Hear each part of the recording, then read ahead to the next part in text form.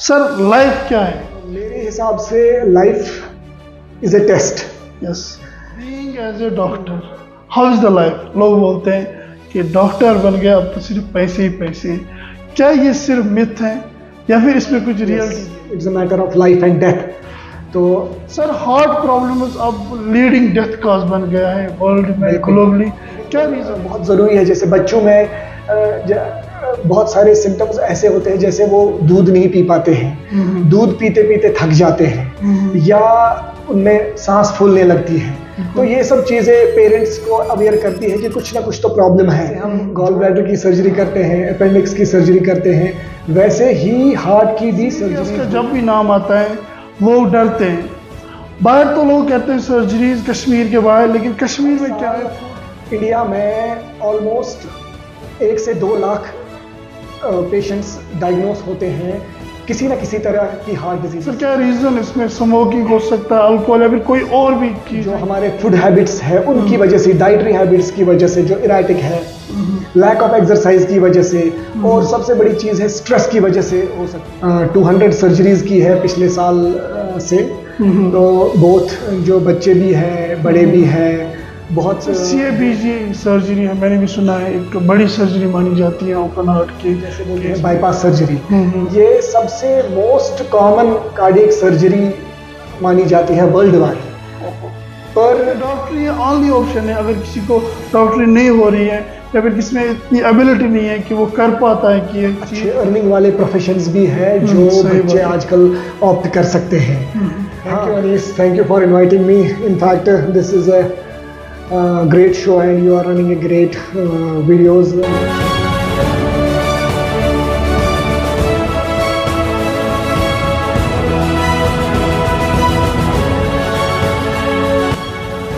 अस्सलाम वालेकुम, welcome to our show जिसका नाम है योर हेल्थ आवर प्रायोरिटी, यानी आपकी हेल्थ की जिम्मेवारी हम लेते हैं। आज के जो हमारे गेस्ट हैं वो दिल के डॉक्टर हैं। दिल के डॉक्टर से हम दिल की बात करते हैं और दिल के क्या क्या हालात होते हैं वो भी हम आज जानेंगे। मतलब आज जो हमारे गेस्ट हैं वो हैं CVTS, यानी जिसको बोलते हैं कार्डियोवैस्कुलर एंड थोरेसिक सर्जन। इसको CTVS भी बोलते हैं और CVTS भी बोलते हैं। इन्होंने इससे पहले काम किया है हैदराबाद में, दिल्ली में, और करंटली ये काम करते हैं as a consultant CVTS at Noora hospital.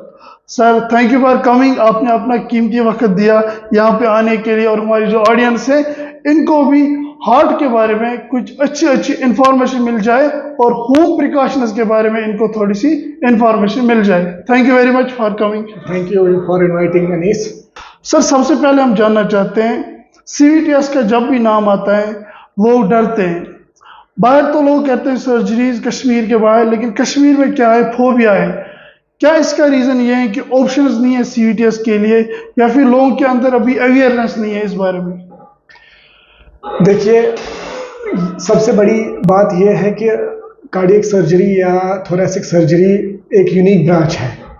तो इसमें सबसे ज़्यादा अवेयरनेस नहीं है लोगों के पास। बाहर जैसे हम गॉल ब्लैडर की सर्जरी करते हैं, अपेंडिक्स की सर्जरी करते हैं, वैसे ही हार्ट की भी सर्जरीज होती है दिल्ली में, बेंगलोर में, मुंबई में, all over India, all over world. So nowadays heart surgery या कोई भी हार्ट से रिलेटेड सर्जरी या थोरेसिक सर्जरी 100% सेफ है, जैसे कि बाकी सर्जरीज की तरह। तो लोगों के इसके बारे में अवेयर नहीं है अभी लोग इसके बारे में। बिल्कुल, ये एक इम्पॉर्टेंट बात है कि हमको लोगों के बीच में अवेयरनेस पैदा करनी है इस बारे में कि ये ऐसा कोई बहुत रिस्की सर्जरी नहीं है, इसमें कोई इतना बड़ा रिस्क इन्वॉल्व नहीं है। जो छोटा मोटा जो रिस्क किसी भी प्रोसीजर में होता है, चाहे वो गॉल ब्लैडर की सर्जरी हो, चाहे एक सिंपल इंजेक्शन करना पड़े, उसमें भी एक अपना रिस्क होता है। वैसे ही नॉर्मल जो रिस्क होता है वही हार्ट सर्जरी में भी होता है। जैसे हेल्थ केयर के हर एक सर्जरी हो या फिर कोई भी मेडिसिन हो, बिल्कुल, इसका रिस्क भी होता है और बेनिफिट भी होता है। बिल्कुल। सर हार्ट प्रॉब्लम्स अब लीडिंग डेथ कॉज बन गया है वर्ल्ड में, ग्लोबली। क्या रीजन है इसका? देखिए, हार्ट की डिजीजेस का एक यूनिक फीचर ये है कि इसमें कोई एज बार नहीं है। ये बच्चों में भी हो सकता है, ये यंगस्टर्स में भी हो सकते हैं और ये ओल्ड एज में भी हो सकते हैं। तो हर साल इंडिया में ऑलमोस्ट 1 से 2 लाख पेशेंट्स डायग्नोस होते हैं किसी न किसी तरह की हार्ट डिजीजेस में जो मुब्तला होते हैं।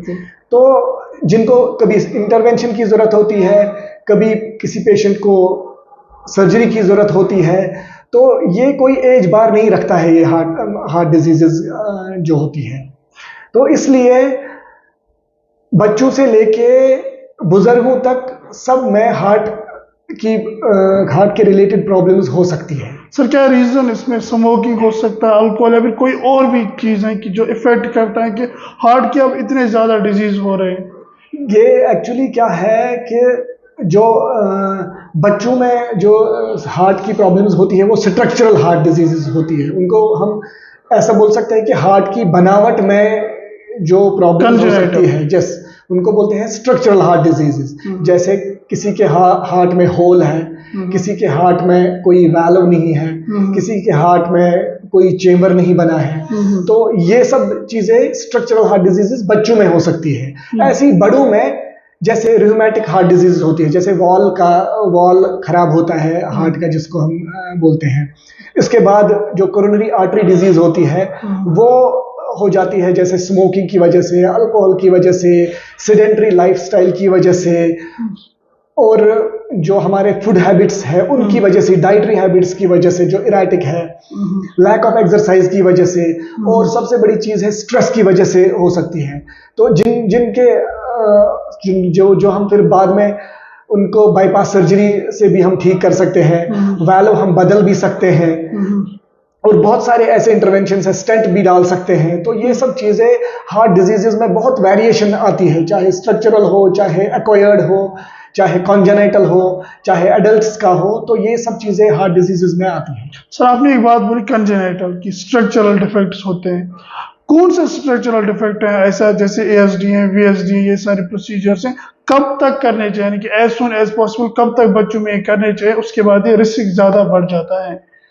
देखिए, जो हम कॉमनली बोलते हैं कि हार्ट है होल में, तो वो डिपेंड करता है कि कितना बड़ा है, कितना उसका प्रेशर हार्ट पे जा रहा है, उस पे ये चीजें सब डिपेंड करती है। तो नॉर्मली हम लेते हैं कि विदिन मतलब कुछ जो स्ट्रक्चरल हार्ट डिजीजेस है, जैसे ASD, VSD, मतलब 2 या 3 साल की एज में करेक्शन होनी चाहिए। क्या ये बढ़ सकते हैं विद एज? बिल्कुल। इससे जब अगर इनमें कुछ डिले हो जाए या इनमें हम लापरवाही बरते तो हार्ट फेलियर के चांसेस ज्यादा रहते हैं, और उसके बाद सर्जरी के भी रिस्क ज्यादा बढ़ जाते हैं इसमें, अगर हम इसमें डिले करें।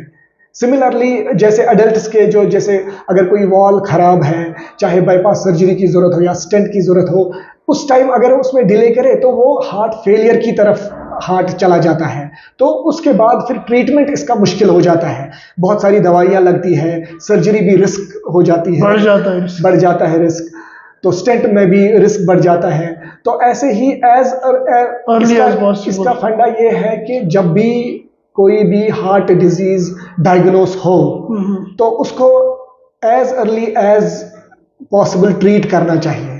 सो how to diagnose these things कि अब कंजेनाइटल है, अब ये जरूरी नहीं है कंजेनाइटल होते वो तो इको करेगा तो इको से पता चलेगा, कुछ लोगों को पता ही नहीं होता है। तो क्या सिम्टम्स है इस चीज के? यस, ये बात भी बिल्कुल बहुत जरूरी है। जैसे बच्चों में बहुत सारे सिम्टम्स ऐसे होते हैं, जैसे वो दूध नहीं पी पाते हैं, दूध पीते पीते थक जाते हैं, या उनमें सांस फूलने लगती है। तो ये सब चीजें पेरेंट्स को अवेयर करती है कि कुछ ना कुछ तो प्रॉब्लम है, जो उनको फिर किसी हार्ट डॉक्टर के पास ले जाने पर मजबूर करती है, और वो इको करते हैं तो वो निकल जाता है। बट यूजुअली बहुत सारे ऐसे डिजीजेस हार्ट के हैं जो बहुत देर तक एसिम्प्टोमेटिक रहते हैं, मतलब पता नहीं चलता है, अनडायग्नोस्ड रहते हैं, मगर at the cost of heart का जो फंक्शन है उस पे वो असर पड़ता है। हार्ट का फंक्शन धीरे धीरे साल भर साल कम होता जाता है। तो इसकी वजह से ये फिर अल्टीमेटली जब एंड स्टेज पहुंचता है इस किसी पर्टिकुलर हार्ट डिजीज का, तो उस टाइम फिर रिस्क भी बढ़ जाता है, इसका ट्रीटमेंट भी, एक्स्ट्रा पैसे भी लग जाते हैं, एफर्ट भी लग जाता है, बार बार डॉक्टर के पास जाना पड़ता है, बार बार हॉस्पिटलाइजेशन होती है, तो ये मुश्किल हो जाता है।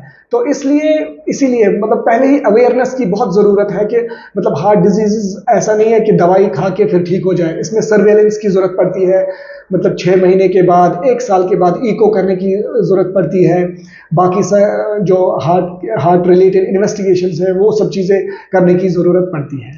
मतलब इसका मतलब है कि अगर आप विजिट कर रहे हो हॉस्पिटल, डॉक्टर साहब के पास विजिट कर रहे हो और आपका जो बच्चा है वो फिर भी ठीक नहीं हो रहा है, तो कुछ ना कुछ तो गड़बड़ है। यू शुड आस्क डॉक्टर साहब कि क्या हम कुछ चीज़ मिस तो नहीं कर रहे हैं, कुछ चीज़ अनडायग्नोज तो नहीं है जो आगे जाके हमें प्रॉब्लम करे। बिल्कुल, ये सही बात है, क्योंकि सबसे पहले आता है कि किसी भी डिजीज में डायग्नोसिस होना चाहिए कि डायग्नोसिस क्या बनाया है। अगर कोई भी डॉक्टर आपको डायग्नोसिस दे सकता है तो उसके बाद फिर वो किसी और डॉक्टर के पास जाके सेकंड ओपिनियन ले सकता है, जब उसको पता होगी कि क्या प्रॉब्लम है एक्चुअली। तो ये सब चीज़ें इंपॉर्टेंट होती है इसमें। सर और एक चीज़ मैं जानना चाहता हूँ, लोगों को इसके बारे में कम अवेयरनेस है। 2 चीज़ें आती हैं, heart attack and heart failure, इनमें क्या डिफरेंस है? बिल्कुल, जो हार्ट अटैक जो होता है वो अचानक से होता है, मतलब हार्ट की कोई रग, कोई नस या कोई आर्टरी जिसको हम बोलते हैं वो बंद हो जाती है, अचानक से बंद हो गई, चाहे वो सिकुड़ गई होगी, चाहे किसी डिजीज की वजह से वो बंद हो गई होगी, स्टेनोसिस हुआ होगा, तो वो अचानक से बंद होती है तो उसको हार्ट अटैक बोलते हैं। ओके।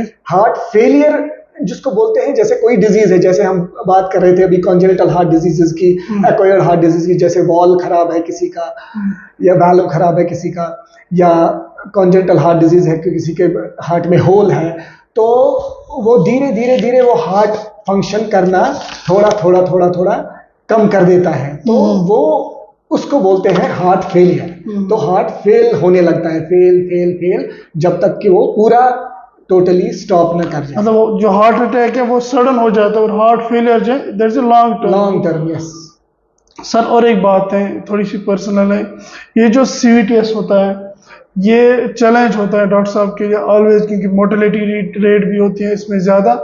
तो आपने क्यों चूज़ किया है? फिर इसके बाद जब आपने चूज़ किया, जो पेशेंट आपके पास आते हैं उनका क्या फिर रहता है जब आपसे मिलते हैं, पोस्ट ऑफ में मिलते हैं? देखिए, अल्हम्दुलिल्लाह हमने अभी तक कम से कम 200 सर्जरीज की है पिछले साल से। तो बोथ जो बच्चे भी हैं, बड़े भी हैं, बहुत दूर दूर से पेशेंट्स आते हैं, पुंछ, राजौरी, यहाँ से उड़ी, रईसी से, जम्मू से भी पेशेंट्स आते हैं। तो अल्हम्दुलिल्लाह सबका रिजल्ट अच्छा रहा है और फॉलो अप भी अल्हम्दुलिल्लाह अच्छा रहा है, क्योंकि हम आज जो हम अभी ग्रास रूट लेवल पे काम कर रहे हैं, तो ये सबसे ज़रूरी है कि हम पेशेंट्स की सेटिस्फैक्शन और पेशेंट को कंप्लीटली ट्रीट करें। और फॉलो अप में भी वो अल्हम्दुलिल्लाह 6 महीने के बाद या 1 साल के बाद आते हैं, बिल्कुल ठीक होते हैं। हम उनको फिर से सर्वेलेंस पे डाल देते हैं कि अगर किसी को ईको की ज़रूरत होती है तो वो ईको कर देते हैं, अगर ECG या एंजियोग्राफी की जरूरत होती है तो वो करते हैं। पोस्ट ऑप केयर, जिसको post op care, follow up इसको बोलते हैं, जब डिस्चार्ज हो जाता है। तो ये सब हम कर रहे हैं, तो अल्हम्दुलिल्लाह रिजल्ट्स अच्छे हैं और पेशेंट्स भी आ रहे हैं। ये 200 जो आपने बोला, ये आपने यहाँ पे किया है कि नहीं? ये हमने नूरा हॉस्पिटल में किए हैं, ये 200 cases, both adult and paediatric. तो अल्हम्दुलिल्लाह सबका रिजल्ट अच्छा हुआ है। बीच बीच में जो भी थोड़ा सा हो जाता है वो that is part of game. तो बट अल्हम्दुलिल्लाह वी आर इंशाल्लाह डूइंग गुड। सर ऐसा तो नहीं है कि आपने सिर्फ नूरा हॉस्पिटल में काम किया है, आपने इससे पहले भी काम किया है, तो जो आपने किया है काम बाहर किया है उसके बाद यहाँ किया, क्या डिफरेंस रहा है? और बाहर का जो यहाँ पे आपने ला के अब आप कर रहे हैं एज ए CVTS सर्जन काम, तो कितना डिफरेंस आपको लग रहा है इस चीज़ में? देखिए, बाहर तो वैसे भी मैं दिल्ली में मैंने काम किया है, मैंने जो कार्डियक सर्जरी की ट्रेनिंग है वो हैदराबाद से की है। कहाँ से? Krishna institute of medical sciences है हैदराबाद में, बहुत बड़ा इंस्टीट्यूट है। बहुत नाम है उसका। हम एक साल में ऑलमोस्ट 3000 केस करते थे वहाँ। Heart surgeries, yes, heart surgeries, only heart surgeries, 3000 heart surgeries per year. तो फिर मैं यहाँ आया तो हमने नूरा हॉस्पिटल और नूरा हॉस्पिटल के एमडी सर ने सपोर्ट किया and we started cardiac surgeries, और माशाल्लाह और अल्हम्दुलिल्लाह हम अच्छा कर रहे हैं। और मैक्सिमम जो लोगों को बेनिफिट हो, बच्चों के पेरेंट्स को सेटिस्फैक्शन हो, क्योंकि ये बच्चे बहुत नीडी होते हैं, तो इनको हम ज़्यादा तवज्जो देते हैं इन सब चीज़ों में। तो अल्हम्दुलिल्लाह हम फिलहाल ये कंटिन्यू करेंगे, तो बाकी जो भी होगा इंशाल्लाह देखते हैं। सर CABG सर्जरी मैंने भी सुना है, एक बड़ी सर्जरी मानी जाती है ओपन हार्ट के केस में, तो क्या है इसका प्रोसीजर और इसके सिम्टम्स क्या होते हैं कि किस पेशेंट को ये सर्जरी करनी चाहिए? देखिए, ये बहुत अच्छा क्वेश्चन है। एक्चुअली जो CABG या हम जैसे बोलते हैं बाईपास सर्जरी, ये सबसे मोस्ट कॉमन कार्डियक सर्जरी मानी जाती है वर्ल्ड वाइड। पर ईयर जो खाली इंडिया में 1.5 लाख CABG होते हैं पर ईयर, खाली बाईपास सर्जरीज। बाकी सारी सर्जरीज, हार्ट सर्जरीज छोड़ो, बट बाईपास सर्जरीज 1.5 लाख से ज्यादा होती है ओनली इंडिया में एक साल में। तो ये और सबसे कॉमनेस्ट डिजीज है ये हार्ट की, बड़ों की, बच्चों की नहीं, बड़ों की, ये अडल्ट्स की सबसे कॉमनेस्ट डिजीज है, जिसको बोलते हैं कोरोनरी आर्टरी डिजीज। इसमें क्या होता है कि जो हार्ट की 3 मेन नसें होती है, आर्टरीज होती है, तो वो जब ब्लॉक हो जाती है, उनमें जब डिजीज हो जाती है, तो उनमें वही बाईपास करना पड़ता है। तो उसी को CABG कहते हैं, coronary artery bypass grafting. Symptoms क्या रहते हैं इसके? इसका सबसे इंपॉर्टेंट सिम्टम है, इसमें बहुत सीवियर चेस्ट पेन होती है। चेस्ट पेन ऐसी होती है कि इंसान को लगता है बस खत्म। हाँ, ये बहुत अनबेरेबल होती है। दूसरा सिम्टम मोस्ट कॉमनली होता है कि सांस फूलना। पेशेंट यहाँ से वहां तक मतलब बाथरूम तक भी नहीं जा सकता, उसको बोलते हैं क्लास 4 सिम्टम्स। तो ये सब इसमें सिम्टम्स हैं, ये सब चीजें। कभी कभी एटिपिकल सिम्टम्स भी होते हैं, जैसे पेट के ऊपर वाले हिस्से में भी दर्द हो सकता है,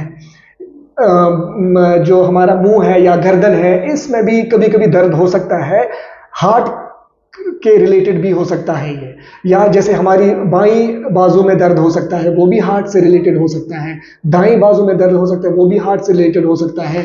कमर में दर्द हो सकता है, ऊपर वाले कमर में दर्द हो सकता है, वो भी हार्ट से रिलेटेड हो सकता है। सर ये क्या इमीडिएट सर्जरी है या फिर इसको रुक के पेशेंट को स्टेबल करके after some days, after some weeks कर सकते हैं, फिर इमीडिएट सर्जरी है ये? इसमें इमीडिएट तो मैं नहीं बोल सकता, हाँ, but as soon as possible ये वर्ड यूज कर सकते हैं हम कि एज सून एज पॉसिबल, जितना जल्दी पॉसिबल। हाँ, क्योंकि हार्ट की तीनों जो रगें हैं वो बैठी हुई है, उसमें ब्लड जाता नहीं है। मतलब हार्ट में अगर 5 सेकंड के लिए या 10 सेकंड के लिए ब्लड ना जाए, तो हार्ट का जो मास होता है, जो मसल होता है, वो डेड हो जाएगा और it will never recover back. So इसलिए 5 सेकंड या 10 सेकंड भी ब्लड सप्लाई बंद हो जाए तो पेशेंट विल डाई। सो इससे मतलब बेहतर है एज सून एज पॉसिबल करनी चाहिए। Sir being as a doctor, how is the life? लोग बोलते हैं कि डॉक्टर बन गया अब तो सिर्फ पैसे ही पैसे हैं। क्या ये सिर्फ मिथ है या फिर इसमें कुछ रियलिटी भी है? देखिए, ये बहुत बड़ी मिथ है कि डॉक्टर्स पैसे कमाते हैं। इनफैक्ट मैं तो ये बोलूँगा कि doctors are the most underpaid guys.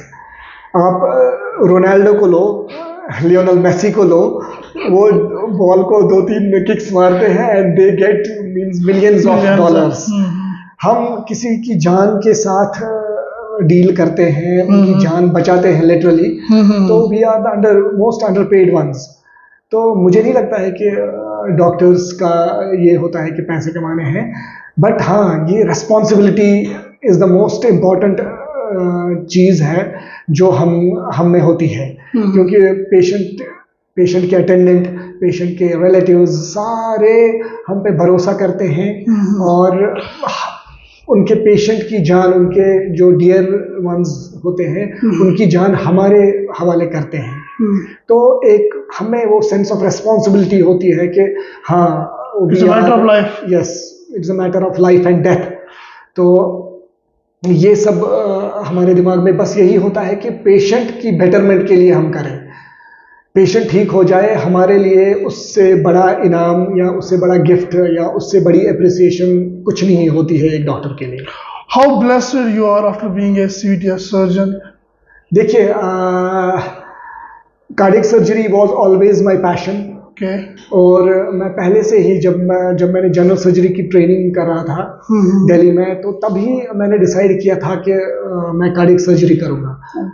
तो बिकॉज समहाउ अल्लाह ताला ने स्किल दिया था, तो मुझे लगा कि ज़रूरत भी है हमारे लोगों बहुत ज़्यादा। कश्मीर में बहुत सेंटर्स नहीं है कि जो कार्डियक सर्जरी कर सकते हैं। इनफैक्ट इस टाइम तो फिलहाल हमारा हॉस्पिटल ही है जो कार्डियक सर्जरी करता है, और particularly paediatric cardiac Jammu and Kashmir में कहीं पे भी नहीं होता है। हम करते हैं, आप करते हो? जी बिल्कुल बिल्कुल। नूरा हॉस्पिटल ही एक हॉस्पिटल है जहाँ पीडियाट्रिक कार्डियक सर्जरी होती है, बच्चों की सर्जरीज, यस, हार्ट की सर्जरीज। तो ये प्राइड की बात है, ये वी आर ब्लेस्ड कि हमको प्लेटफॉर्म मिला है कि और लोगों को सर्व करने के लिए, इन बच्चों को एक बेहतर लाइफ देने के लिए हमने कुछ स्टेप उठाया है। सर, और एक चीज़ है इसमें, जब आपके पास पेशेंट आते हैं फॉलोअप के बाद, क्योंकि हार्ट का तो ऐसा मसला होता है कि पेशेंट को पता भी नहीं होता ऑन द नेक्स्ट मोमेंट में बचूंगा भी या फिर नहीं बचूंगा। सो जब वो चल के आते हैं, फिर आपसे बात करते हैं एज ए नॉर्मल पर्सन, तो फिर वो आपको ब्लेसिंग देते हो, उसके बाद आपकी क्या फीलिंग, क्या चीज़ रहती है ऐसी? देखिए, ये तो बहुत ही अल्लाह का शुक्र है कि हमारे हाथ चल रहे हैं, हम अल्लाह ताला ने हमको ये एबिलिटी दी है कुछ करने की। तो हमारी कोशिश यही होती है कि मैक्सिमम से मैक्सिमम पेशेंट सेटिस्फाई होना चाहिए, पेशेंट 100% ट्रीट होना चाहिए, और वो नॉर्मल लाइफ गुजारना चाहिए जैसे आप गुजार रहे हो, मैं गुजार रहा हूँ, बाकी और जो नॉर्मल गुजार रहा है। पर्टिकुलरली बच्चे स्कूल जा सकें, खेल सकें अपने माँ बाप के साथ, दोस्तों के साथ। जो नॉर्मल बच्चे हैं उनको ऐसी डिस्क्रिमिनेशन ना हो, जो हार्ट डिजीज़ से सफ़र कर रहे हैं वो बिल्कुल नॉर्मल हो, बाकी नॉर्मल बच्चों की तरह। सर, ये जो यूथ है ये क्या करते हैं, ये बोलते हैं या फिर पेरेंट्स भी बोलते हैं कि डॉक्टरी इज़ द प्राइमरी ऑप्शन, नहीं तो डॉक्टरी करनी है, कि डॉक्टरी ओनली ऑप्शन है। अगर किसी को डॉक्टरी नहीं हो रही है या फिर किसी में इतनी एबिलिटी नहीं है कि वो कर पाता है कि ये चीज़, तो फिर लोग डिप्रेशन में चले जाते हैं। क्या सिर्फ डॉक्टरी ऑप्शन है या फिर जो लोग कर रहे हैं अपनी जगह जिसमें जितनी एबिलिटी है वो कर सकता है? देखिए, ये बात बिल्कुल सही है। आजकल की यूथ या बच्चों के पेरेंट्स जो है वो हमेशा ऑप्ट करते हैं MBBS या डॉक्टर बनना, बट मेरा मानना ये है कि डॉक्टर बनने की सलाहियत होनी चाहिए और वो एबिलिटी होनी चाहिए कि मतलब हम वो सब चीज़ें करें, वो ह्यूमैनिटी को सर्व करने का, लोगों के काम आने का जज्बा होना चाहिए। तो ये सब चीज़ें पहले ही इनकलकेट होनी चाहिए एक बच्चे में। और हर कोई, मुझे लगता है, डॉक्टर नहीं बन सकता, और डॉक्टर ऐसा भी नहीं है कि ओनली ऑप्शन होना चाहिए। बहुत सारे बहुत अच्छे अर्निंग वाले प्रोफेशंस भी हैं जो बच्चे आजकल ऑप्ट कर सकते हैं। हाँ, बट पेरेंट्स को मुझे लगता है कि बच्चों को फोर्स नहीं करना चाहिए। बच्चों को जो मन हो, जो उनकी अपनी ख्वाहिश हो, जो उनका अपना एम हो, वो फॉलो करें, बाकी उन पे छोड़ दें और अल्लाह पे उनको भरोसा रखना चाहिए। जो उनके हक में होगा, जो उनकी डेस्टिनी होगी, it will come to them. Every profession is a good profession. Yes, you are right. Every profession is a good profession. Sir, आपको पता है कि इंटरवेंशन आ गया है, बहुत सारे प्रोसीजर इंटरवेंशन में होते हैं, इंटरवेंशन प्रोसीजर्स होते हैं, तो क्यों लोग चाहेंगे कि ओपन हार्ट करें या फिर CVTS डिपार्टमेंट में जाएं? देखो अनीस, ये बहुत अच्छा क्वेश्चन है। तो हर किसी चीज की इंडिकेशन होती है। फॉर एग्जाम्पल इंटरवेंशन जो जिसको हम बोलते हैं कि स्टेंट डालना, उसकी भी एक इंडिकेशन है, जो गाइडलाइन है, जो प्रोटोकॉल्स है, जो इंटरनेशनली फॉलो होते हैं, वो है। सिमिलरली हार्ट सर्जरी का भी या ओपन सर्जरी का भी अपनी एक इंडिकेशन है, अपना एक गाइडलाइन है जो वर्ल्ड वाइड फॉलो होता है। ऐसा नहीं है कि हम कोई भी एक डिजीज है उसको हम बोलेंगे चलो जी आपको ऑपरेशन करना है, नहीं जी आपको स्टेंट डालना है, नहीं जी आपको इंटरवेंशन करनी है, नहीं, ऐसा नहीं है। ये हमेशा हम अकॉर्डिंग टू बुक जाते हैं। जो गाइडलाइंस है, अगर जैसे हम बोलते हैं तीन नसें बंद है किसी हार्ट की, तो उसका जो नंबर 1 ऑप्शन है वो ऑपरेशन ही है। सिमिलरली अगर एक नस किसी की है बंद है हार्ट की, तो उसका नंबर 1 ऑप्शन है स्टेंट। तो यही इंडिकेशन करता है। यस, ये डिपेंड करता है कि क्या डिजीज है, कौन सा स्टेज है, कितनी बारीकी में सीवियरिटी कितनी है डिजीज की। तो ये इसी पे डिपेंड करता है। जैसे हम हार्ट में होल होता है तो उसमें हम 2 चीजें कर सकते हैं, या तो हम जैसे बटन हम बोलते हैं डाल सकते हैं, या ओपन सर्जरी भी कर सकते हैं। तो उसकी भी एक अपनी अपनी इंडिकेशन है कि कब हमको करनी है, कब नहीं करनी है। तो हम हमेशा हमारा यही रहता है कि हम वही गाइडलाइंस और वही प्रोटोकॉल्स फॉलो करें। जिन हार्ट पेशेंट्स को इंटरवेंशन की जरूरत है वो इंटरवेंशन करे, और जिन हार्ट पेशेंट्स को ओपन हार्ट सर्जरी की जरूरत हो वो ओपन हार्ट सर्जरी के लिए जाए, ताकि मैक्सिमम बेनिफिट मिले उनको, ताकि वो लाइफ लॉन्ग जो उनका नॉर्मल जो लाइफ एक्सपेक्टेंसी है लाइफ की, वो नॉर्मल रहे।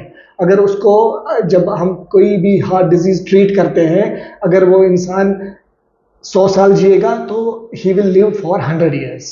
ऐसा नहीं हो कि हम अंडर ट्रीटमेंट करें।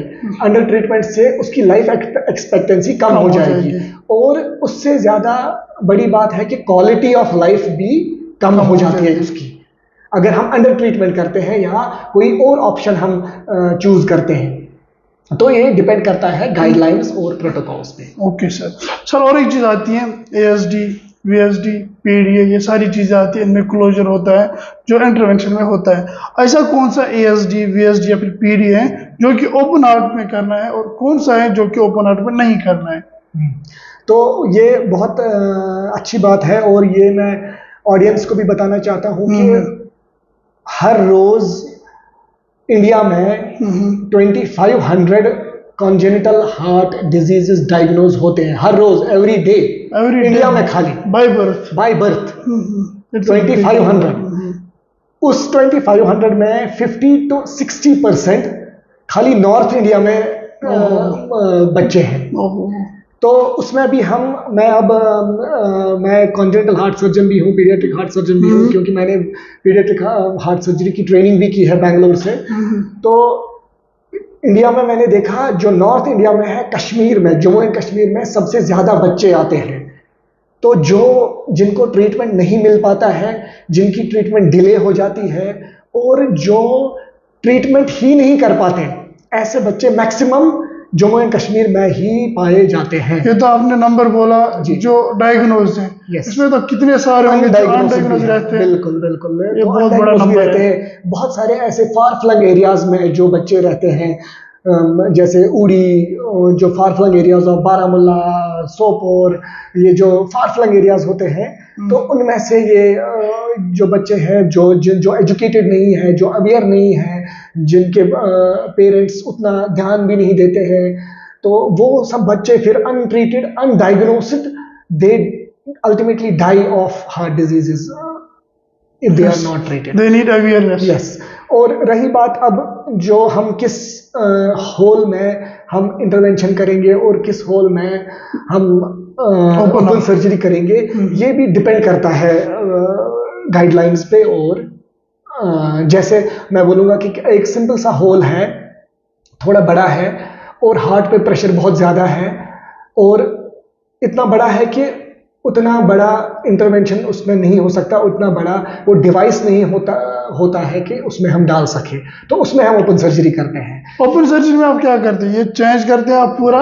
ये हम सिंपल इसमें ये है कि ये जो होल है ये हम बंद करते हैं। अच्छा ठीक। बस ये दिस इज द फंडा, मतलब the basic principle of surgery या इंटरवेंशन का यही है, अगर होल है उसको बंद करना है, दैट्स ऑल। जो कॉमन मैन है उसको यही समझाते हैं। और सीएबीजी में हम क्या करते हैं? कोरोनरी आर्टरी बाईपास ग्राफ्टिंग में हम जो नस जो ब्लॉक है उस मतलब नस के ब्लॉक के नीचे खून नहीं जा रहा है, हाँ। तो हम ऊपर से जो बड़ी रग होती है, बड़ी रग से उस ब्लॉक के नीचे वाले हिस्से में डाल देते हैं ताकि उस बड़ी रग से खून आए और वो डायरेक्टली उसमें बाईपास। तो बाईपास उसके क्या कहते हैं, जैसे हम रोड्स को बाईपास करते हैं वैसे हम इन आर्टरीज को, इन रगों को बाईपास करते हैं। ओके सर, तो ये डिपेंड, क्या एएसडी डिपेंड करता है साइज पे, ओपन आउट एंड इंटरवेंशन? बिल्कुल, ये भी साइज पे भी डिपेंड करता है, और कोई बहुत कम ऐसे होल्स है जो खाली इंटरवेंशन से बंद होते हैं, बट मोस्ट ऑफ जो होल्स है हार्ट के वो सर्जरी से ही बंद होते हैं, क्योंकि सबसे मोस्ट कॉमन जो हार्ट का होल होता है उसको हम VSD बोलते हैं, जिसको बोलते हैं वेंट्रिकुलर सेप्टल डिफेक्ट। ये सबसे commonest heart structural heart disease है बेबीज में या इनमें बच्चों में, तो वो मोस्ट कॉमनली मोस्ट सर्जरी से ही होती है, उसमें ज़्यादा इंटरवेंशन का रोल नहीं है। जबकि हाँ, ASD में रोल है इंटरवेंशन का, और PDA जो होता है और एक होल होता है उसमें भी रोल है intervention. But depends upon size. Yes, हाँ, फिर भी साइज नहीं, बहुत सारी चीजें, साइज, प्रेशर इसका कितना होता है हार्ट पे, और कितना एज पेशेंट का है, कितनी उसकी फिर हार्ट कितना बड़ा डायलेट हो गया होता है, उतनी बड़ी प्रॉपर इन्वेस्टिगेशन होती है। तो प्रॉपर इवैल्यूएशन करके, इन्वेस्टिगेशन करके, डिस्कस करके, हम हमारी जो टीम है यहाँ हार्ट टीम, जिसमें एक पीडियाट्रिक कार्डियोलॉजिस्ट है, एडल्ट कार्डियोलॉजिस्ट है, हम हार्ट सर्जन्स हैं, तो हम डिस्कस करके किसी भी केस को पहले एनालाइज करते हैं, इन्वेस्टिगेट करते हैं, इवैल्यूएट करते हैं, उसके बाद हम उनको ट्रीटमेंट ऑफर करते हैं, और जो उनके लिए बेस्ट ट्रीटमेंट होगी वो हम उनको देते हैं। सर, पोस्ट ऑप में क्या रहता है? जब पोस्ट ऑप पेशेंट आता है तो उसमें कितना सक्सेसफुल रेट रहता है इस चीज में? देखिए, हमने जितनी भी सर्जरीज की है, हमारा हर कोई जो पेशेंट है, चाहे बच्चा हो या बड़ा हो, हमने विदिन 5 to 6 डेज हमने उनको डिस्चार्ज किया है।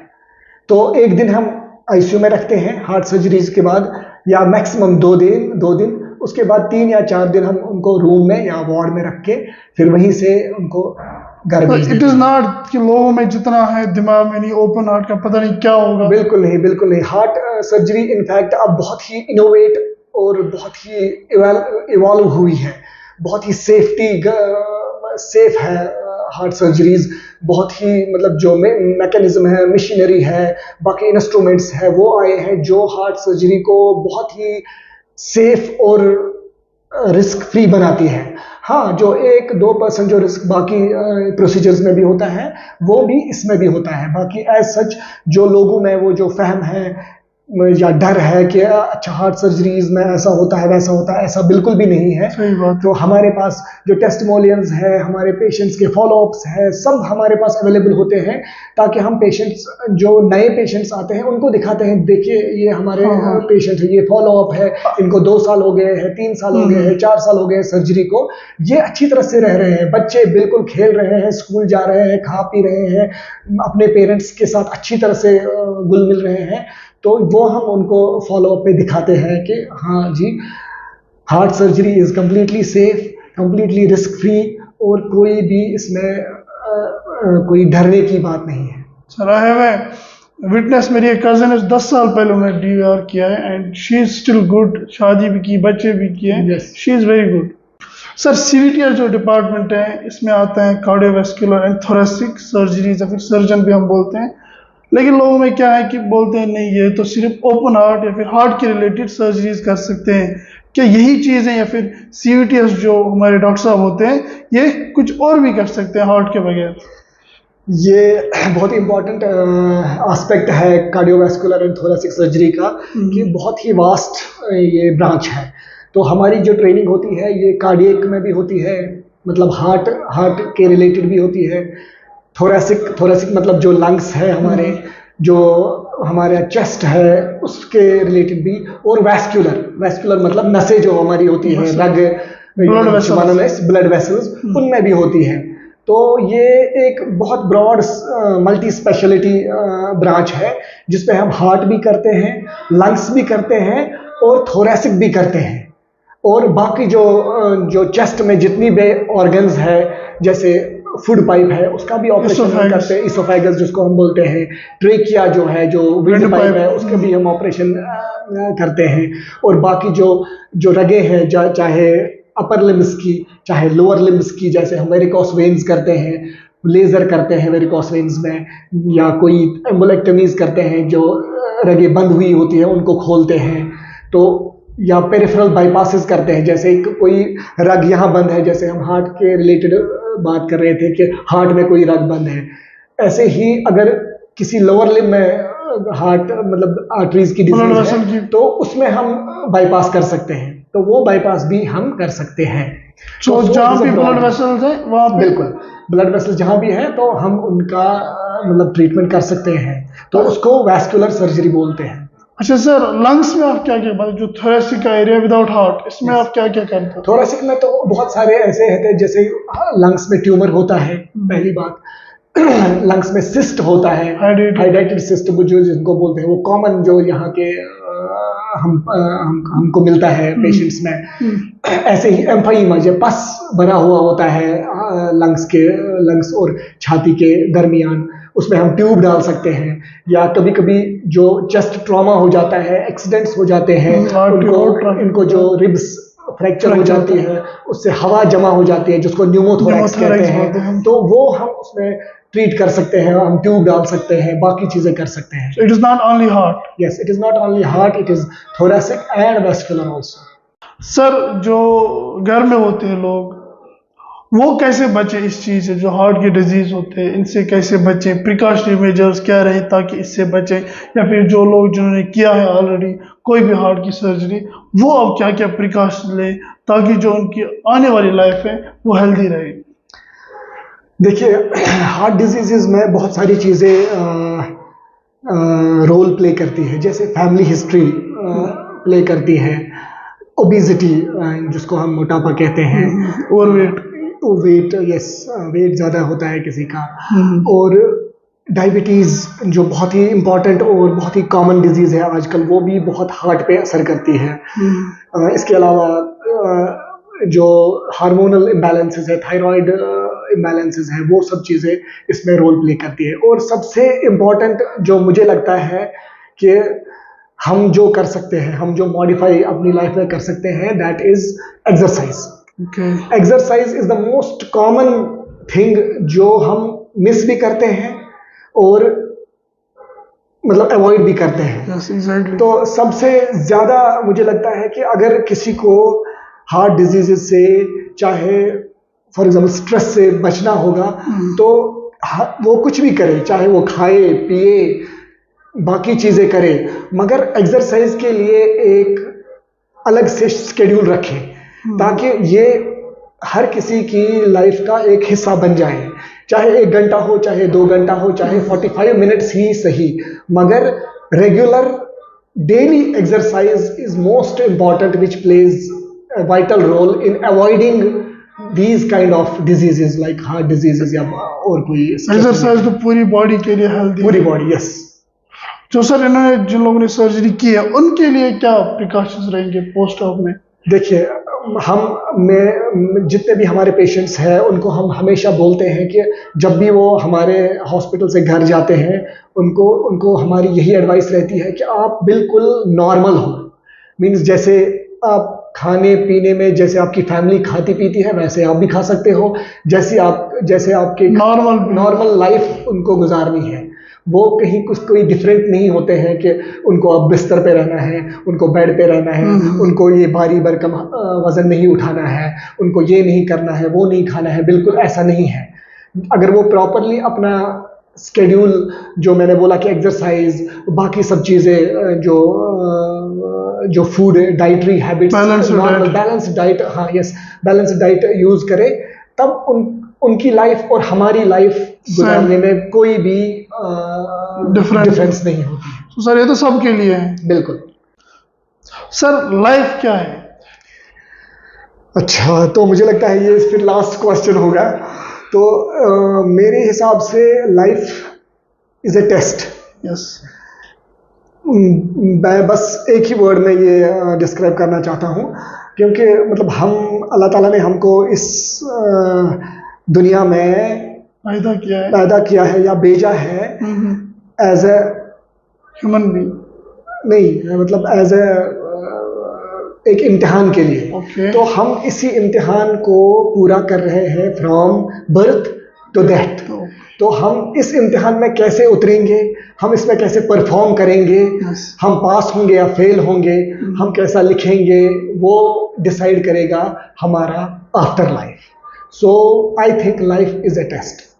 लाइफ इज ए टेस्ट जिसमें आपको पास होना है इंशाल्लाह, अपने अमाल से। यस, अपने कामों से, अपनी वही जो मैं बोल रहा हूँ, जो हमको जो लाइफ गुजारनी है, आप समझो हम टेस्ट दे रहे हैं, ये इस जर्नी पे हम, ये जर्नी है जो हम इम्तिहान दे रहे हैं, हमको अल्लाह ताला ने इम्तिहान दिया है। तो हमको इसमें कोशिश और हमेशा मतलब मेक श्योर करना है कि हम इस टेस्ट में पास हो जाएं, ताकि हमारी जो आफ्टर लाइफ है वो अल्लाह ताला की मर्जी से अच्छी रहे। Okay sir, thank you very much. आप हमारे प्रोग्राम में आए हैं, हमसे बात की है, अपना कीमती वक्त निकाला हमसे बात करने के लिए। हमारी ऑडियंस जो है इनको भी हेल्थ के बारे में बहुत ही बेनिफिटेड हुआ होगा। Thank you very much for coming. Thank you Anees, thank you for inviting me. In fact this is a great show and you are running a great videos. मैं भी आपका फॉलोवर हूँ सारी साइट्स पे, सोशल मीडिया पे। तो मुझे बहुत अच्छा लगता है आपके वीडियोस फॉलो करना, आपके जो एजुकेशनल वीडियोस हैं वो फॉलो करना। इनफैक्ट रेडियोलॉजी में तो बिल्कुल मैं फॉलो करता हूँ, क्योंकि मैं भी बहुत फ्रीक हूँ रेडियोलॉजी का, क्योंकि हमारा बहुत सीटी स्कैन और एमआरआईज, एक्सरेज पे बहुत काम होता है। इसलिए मैं आपके रेडियोलॉजी वीडियोस बहुत फॉलो भी करता हूँ और शेयर भी करता हूँ। Thank you so much. Thank you sir for coming. Thank you.